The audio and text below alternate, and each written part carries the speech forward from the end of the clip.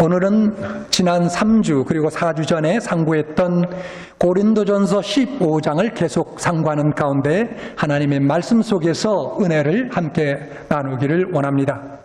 고린도전서 15장은 성경 전체를 놓고 볼 때 부활에 있어서 가장 심도 있게 많은 진리를 우리에게 전해주는 그러한 대표적인 장입니다. 부활에 대한 가장 대표적인 장이라고 할 수 있습니다. 특별히 주님의 부활이 오늘 나에게 어떤 의미가 있고 오늘 나의 삶 가운데 어떤 역할을 하는지 우리 같이 한번 확인하고 오늘 이 말씀을 통하여 배울 수 있기를 바라는 것입니다. 먼저 우리가 생각해야 될 것은 고린도 교인들이 예수 그리스도의 부활을 부정한 것은 아니었습니다. 오늘 여기 12절 말씀에 보면 그리스도께서 죽은 자 가운데서 다시 살아나셨다 전파되거늘 너희 중에서 어떤 이들은 어찌하여 죽은 자 가운데서 부활이 없다 하느냐 이렇게 말씀하고 있는데 예수 그리스도의 부활 자체를 의심했던 것이 아니었습니다. 만약에 저들이 예수 그리스도의 부활을 부인했다면, 믿지 않았다면 사도 바울이 고린도전서 15장 1절에 첫 마디가 뭐였습니까? 형제들아 라고 불렀죠. 형제들아라고 부를 수도 없었을 것입니다. 어떻게 믿지 않는 사람을 향하여 그리스도 안에 형제라고 부를 수 있겠습니까?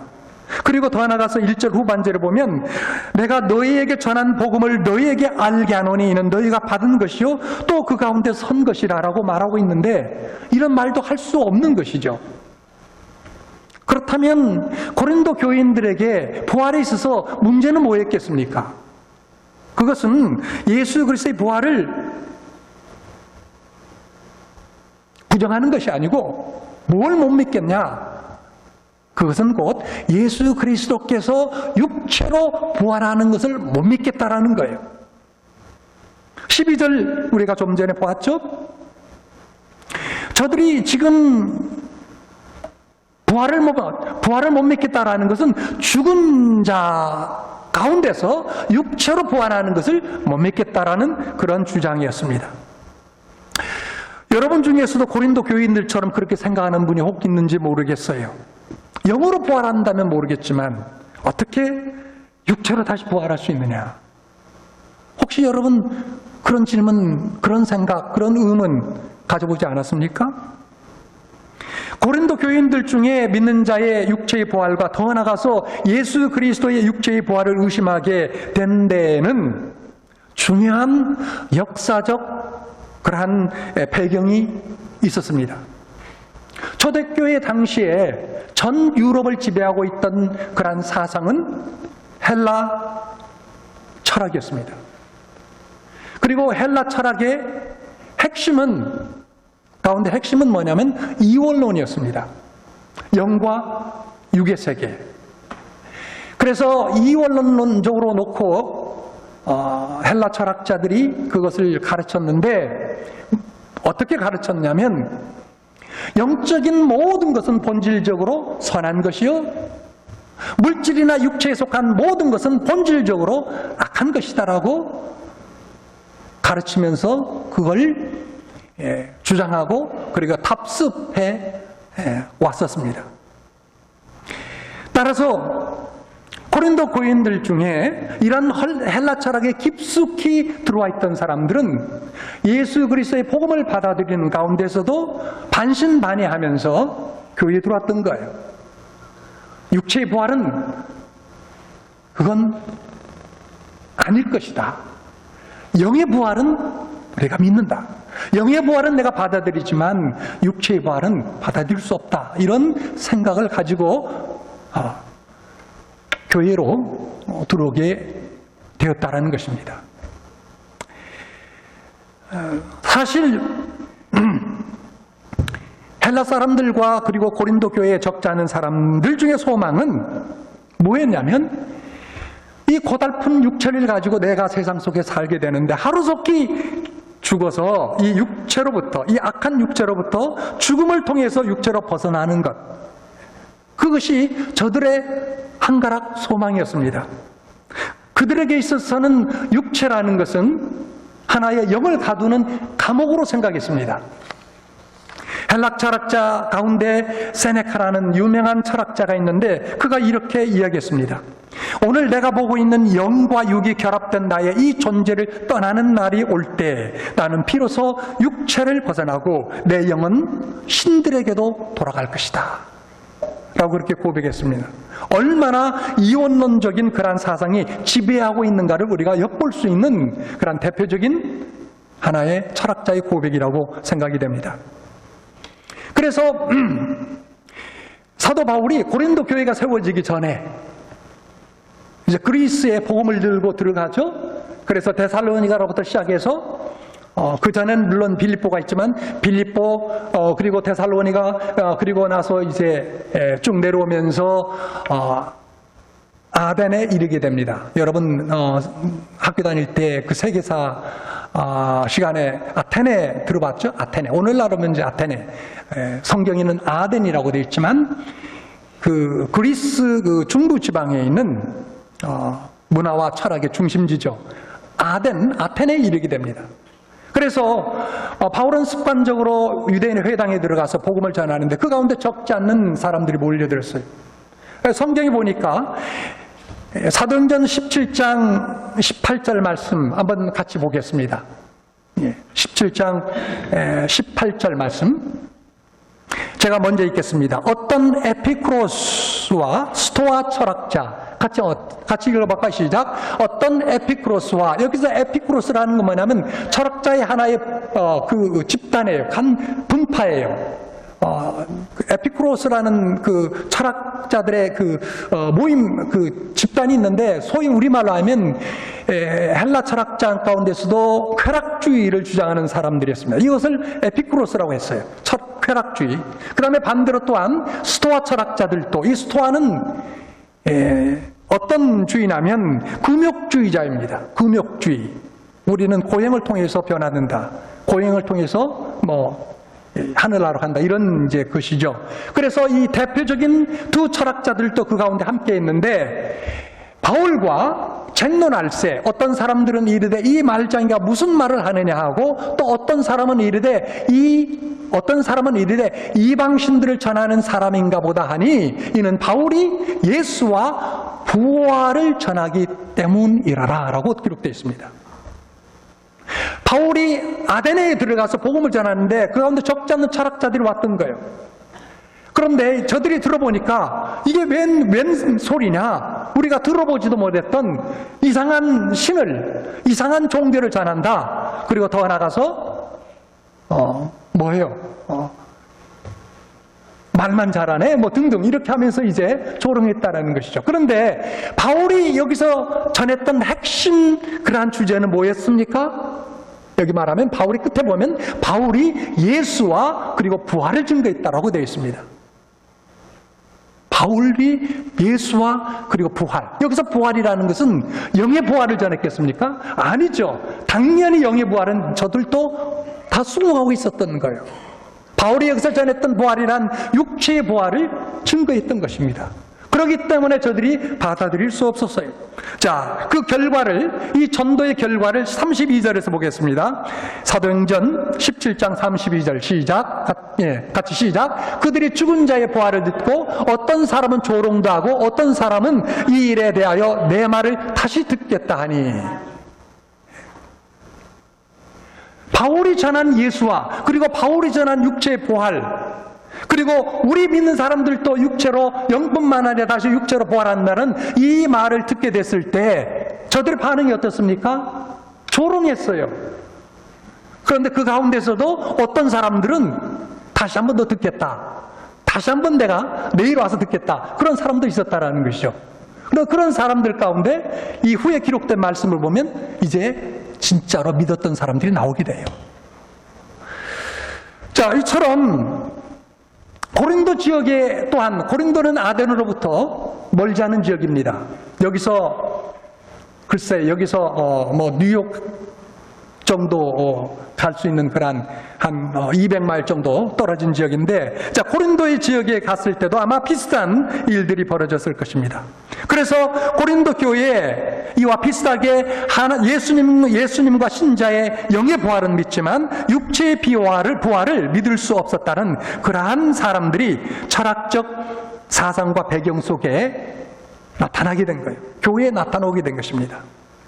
그래서 예수의 부활을 못 믿겠다. 그리고 우리의 육체의 부활도 못 믿겠다라는 그러한 사람들이 고린도 교회에 문제를 일으키고 있었다는 것입니다.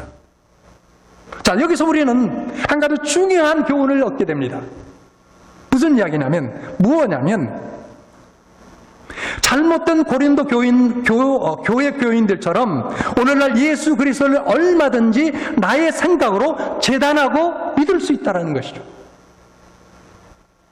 내가 세상 속에서 얻은 경험, 내가 세상 속에서 얻은 지식, 그리고 세상의 철학이나 가치, 문화의 틀 속에 하나님을 가두어 놓고 내가 생각하는, 그리고 내가 믿고자 하는 하나님은 이래야 돼 라는 그러한 결정적인 오류에 빠질 수 있다는 것입니다. 내가 믿는 하나님은 이런 경우에 있어서 반드시 이렇게 나타나야 돼, 이렇게 역사해야 돼, 그런 고집을 우리가 얼마든지 가질 수 있고, 그리고 그런 하나님에 대한 나의 기존적인 세상에서 얻었던 경험과 지식을 근거로 해서 가졌던 그러한 생각과 기대를 벗어나면 우리는 실망하고 믿음을 저버리는 그러한 경우들을 우리는 얼마나 쉽게 봅니까? 왜 우리가 신앙생활하면서 시험이 듭니까?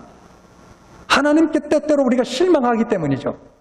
나의 어떤 간절한 소원이 있고 내가 처한 어떤 간절한 어떤 어려운 그런 문제들이 있는데 이것 좀 해줬으면 좋겠는데 기도해도 들어주는 것 같지 않거든요.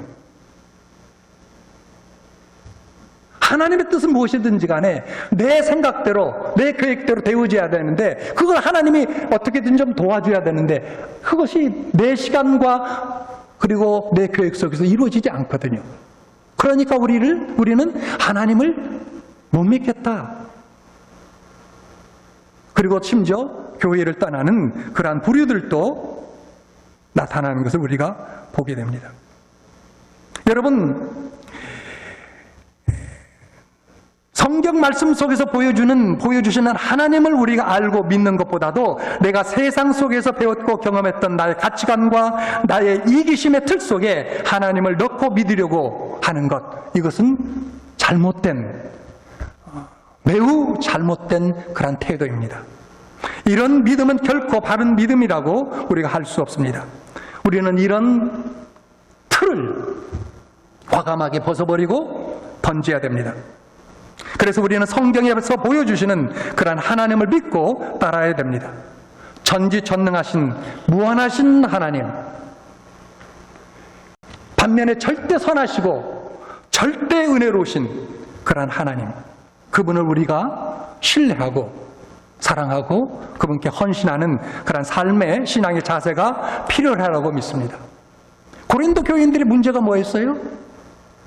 저들이 과거에 살아오면서 배웠던 가치관, 철학, 문화, 이것으로 하나님의 저들의 틀 속에 집어넣으려 했던 것. 그러다 보니까 하나님을 온전히 믿을 수 없었다는 것이죠.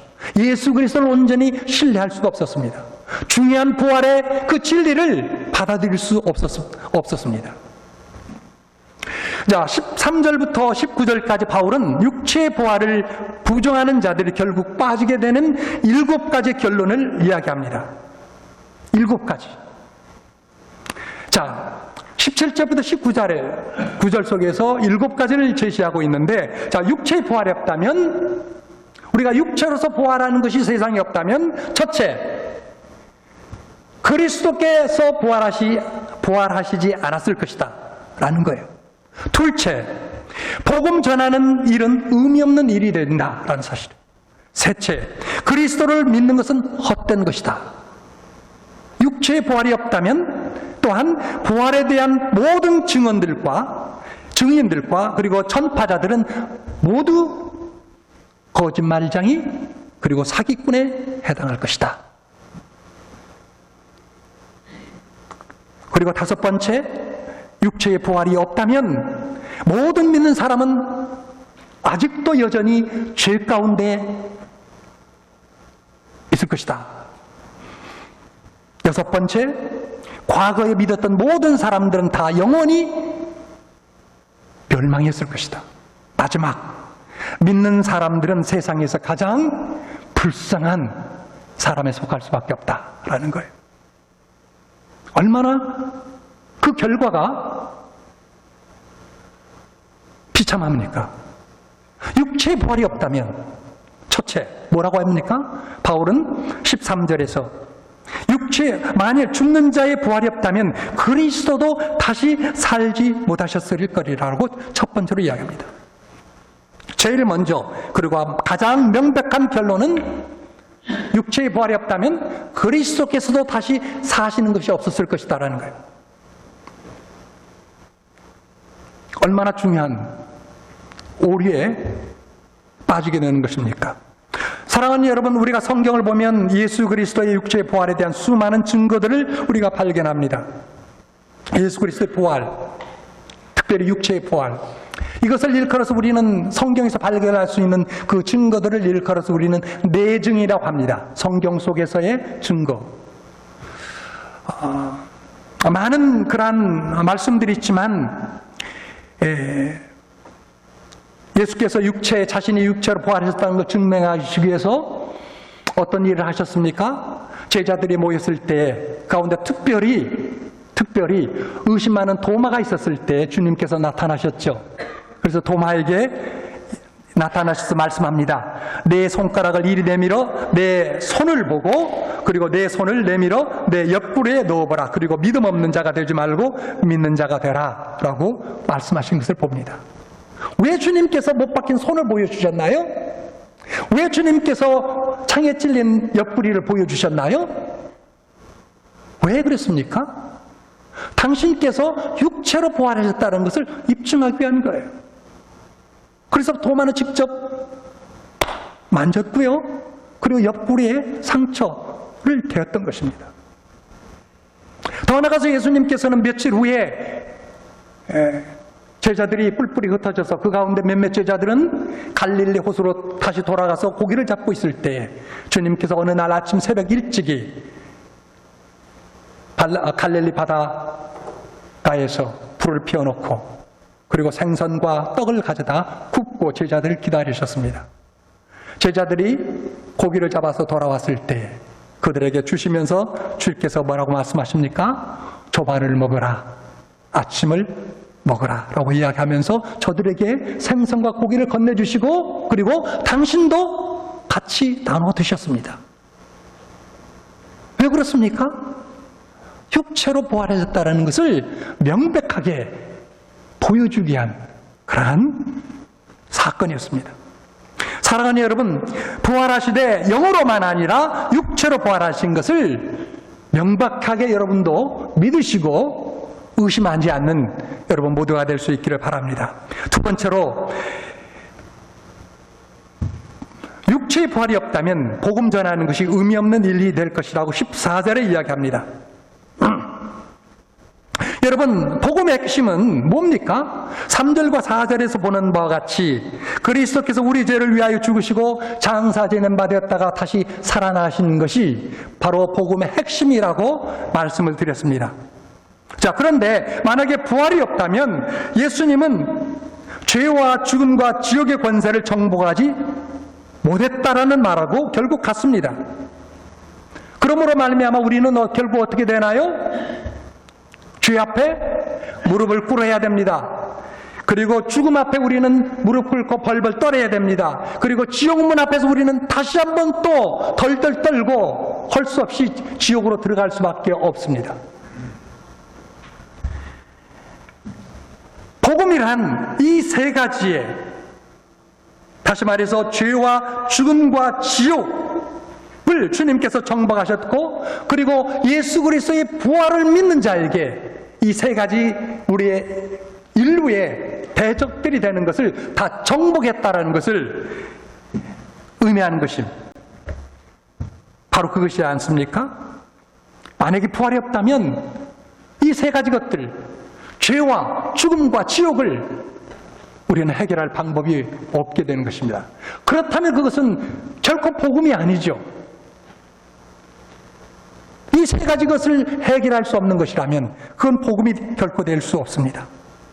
우리가 전하는 이 복음이라는 것은 결국 부활이 없다면 결국 공허하고 절망적이고 의미 없는 그런 것이 될 수밖에 없다라는 것이 바로 바울의 말씀입니다. 자, 세 번째로 육체의 부활이 없다면 그리스도를 믿는 것은 헛된 일이라고 또한 이야기합니다. 믿음 또한 헛된 일이 될 수밖에 없다.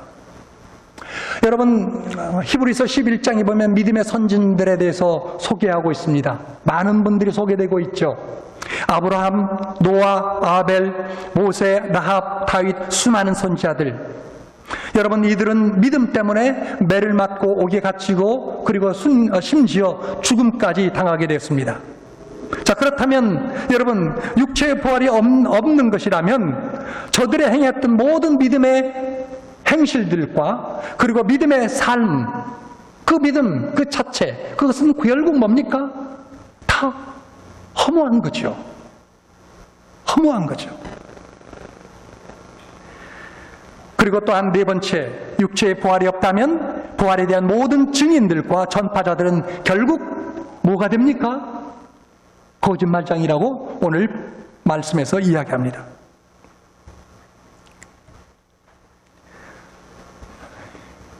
저들 자신이 사도 바울과 그리고 초대교회의 수많은 성도들이 다 예수와 그리고 예수의 부활, 육체의 부활을 믿고 그것을 전파했는데 만약에 부활이 없다면, 육체의 부활이 없다면 한결같이 저들은 다 뭐가 돼요?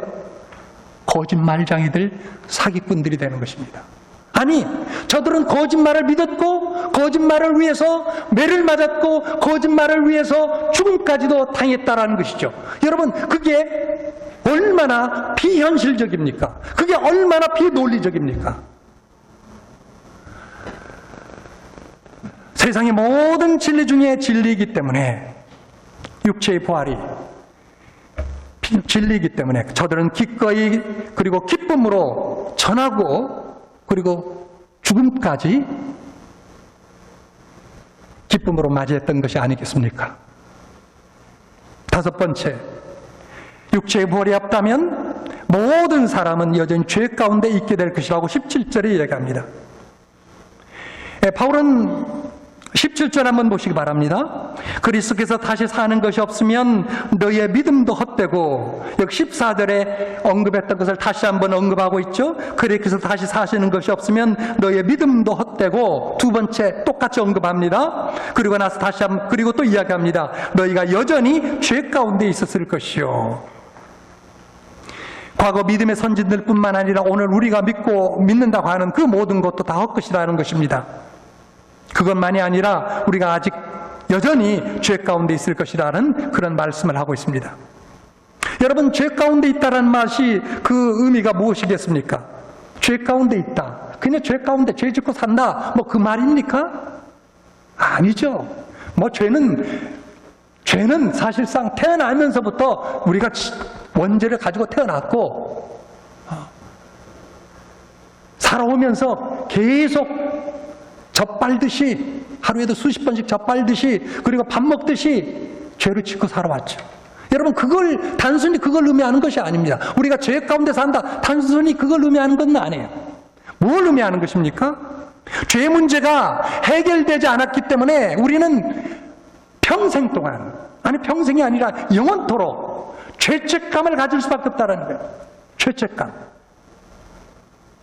그리고 죄 문제가 해결되지 않았기 때문에 죄로 인한 심판과 저주를 받을 수밖에 없다는 것입니다.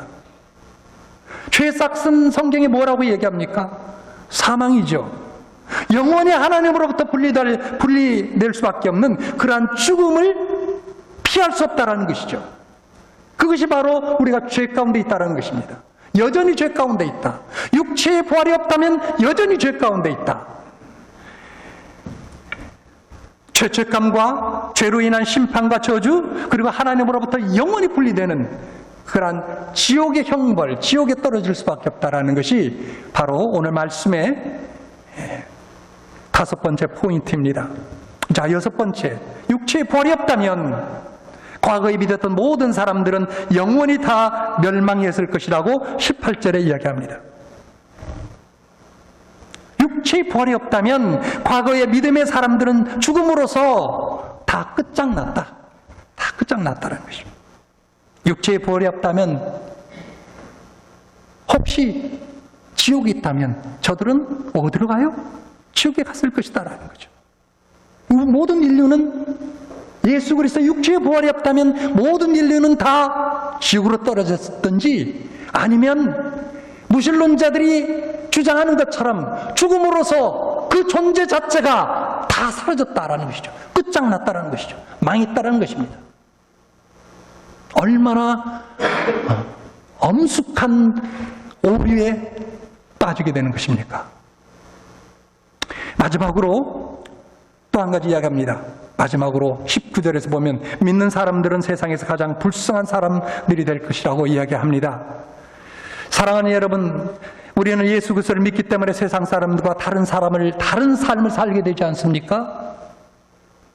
오늘 또 왜 우리가 교회에 나와서 예배를 드립니까? 믿기 때문에 그렇잖아요.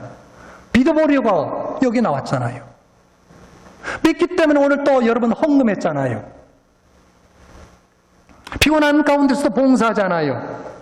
세상 속에서 믿기 때문에 복음을 전하다가 욕을 얻어먹게 되는 그러한 경우도 우리가 빠지지 않습니까?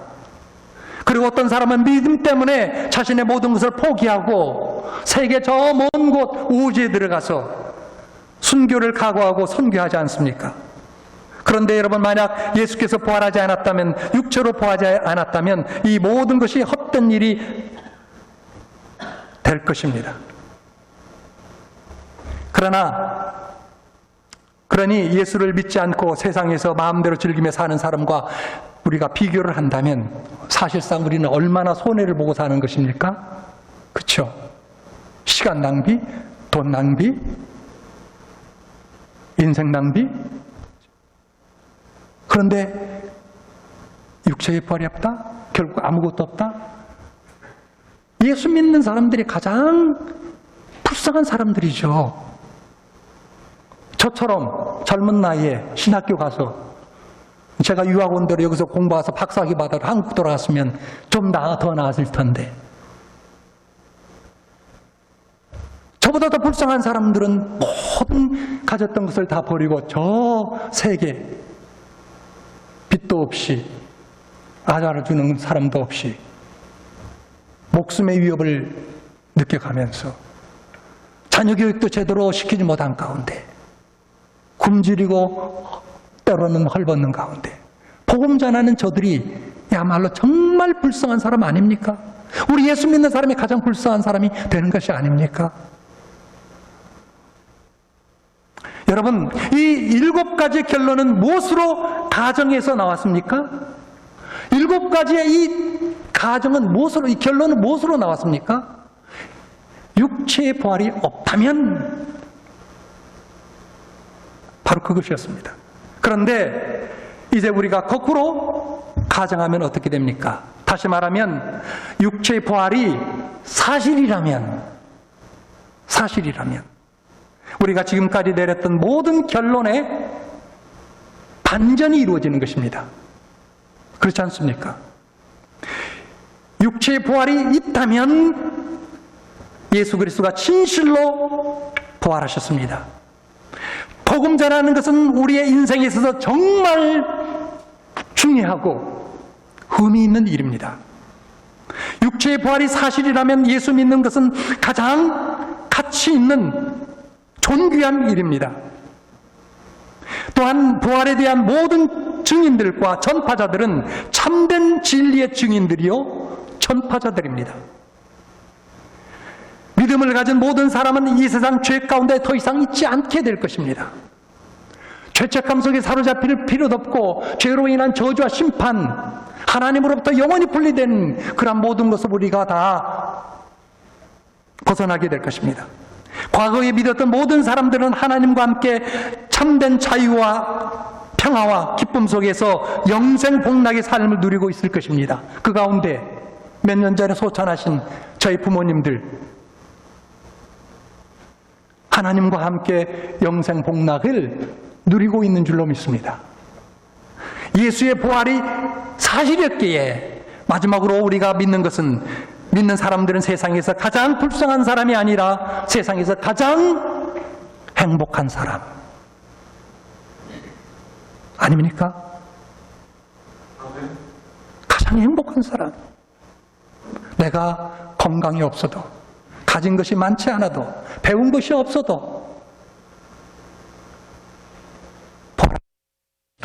육체로 부활하신 예수 그리스도를 믿는 믿음의 사람이라면 오늘 말씀 속에서 이야기합니다. 가장 행복한 사람이라고요.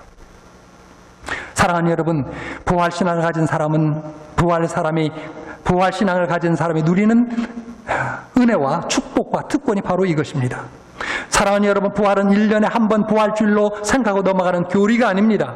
부활이란 장차 죽어서 하나님과 함께 그의 나라에서 영원토록 사는 것만이 아닙니다. 현재 오늘 이곳에서 우리가 비록 세상의 핍박과 환난과 시련 속에 있지만, 그리고 마귀와 죄의 권세가 우리를 위협하고 또한 유혹하고 있지만, 그 앞에서 우리가 두려워하거나 무릎 꿇지 않고 죄와 죽음의 권세를 깨뜨리신 부활하신 예수 그리스도를 믿고 함께 승리의 삶을 살아가는 삶이야 바로 부활신앙입니다. 이러한 부활신앙이 여러분들 속에 견고하게 세워지고, 그리고 여러분의 미래를 이러한 부활신앙으로 살아갈 수 있는 그러한 은혜가 있기를 주님의 이름으로 축원합니다.